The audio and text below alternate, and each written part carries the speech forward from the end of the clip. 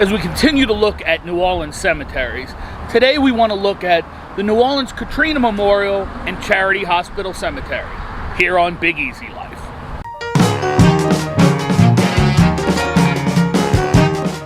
So in this episode, we're looking at two separate cemeteries, memorials. They share the same ground, but have very distinctly different histories that are very, very important to the people of New Orleans. We start with the Charity Hospital Cemetery.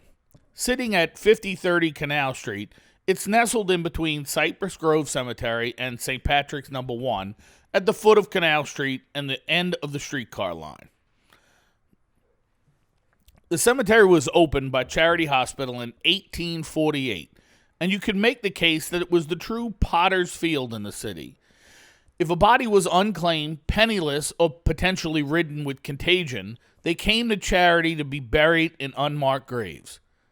In years of plague, they would dig mass grave pits for the victims. Estimates of how many souls were buried here range between 100,000 and 150,000 people. When the new Charity Hospital was constructed in 1937, earth from the digging for its foundation was transported to the hospital cemetery, allowing the level of the land to be raised several feet. Now it's a peaceful meadow. Since the hospital built a crematorium, it fell into disuse. Now, as you enter the cemetery, a small reminder on a stone plaque commemorates those who donate their bodies to scientific research after their death and whose cremated remains are buried on the site today. At the front of the site nowadays is what is designated as the Hurricane Katrina Memorial. It is so much more than just that. It was dedicated on August 29, 2008, the third anniversary of Katrina's landfall. A jazz funeral brought the remaining 7 deceased that had not been interred to the site, bringing the total buried there to 85, all unclaimed or unidentified victims of Hurricane Katrina. The memorial is built in a huge spiral, the shape of the hurricane itself. At the center of the spiral, the hurricane's eye, sits a carved stone marker. It reads as follows. On August 29, 2005, Hurricane Katrina made landfall upon the Louisiana and Mississippi Gulf Coast, bringing devastation to many communities. In New Orleans, storm surge and the failure of the levee systems caused flooding in over 80% of the city, trapping thousands. In the chaotic aftermath, New Orleanians faced desperate circumstances in homes, hospitals, the Superdome, and other makeshift shelters. Despite the heroic efforts of first responders, medical personnel, volunteers, and the military, over 1,100 citizens lost their lives in this disaster.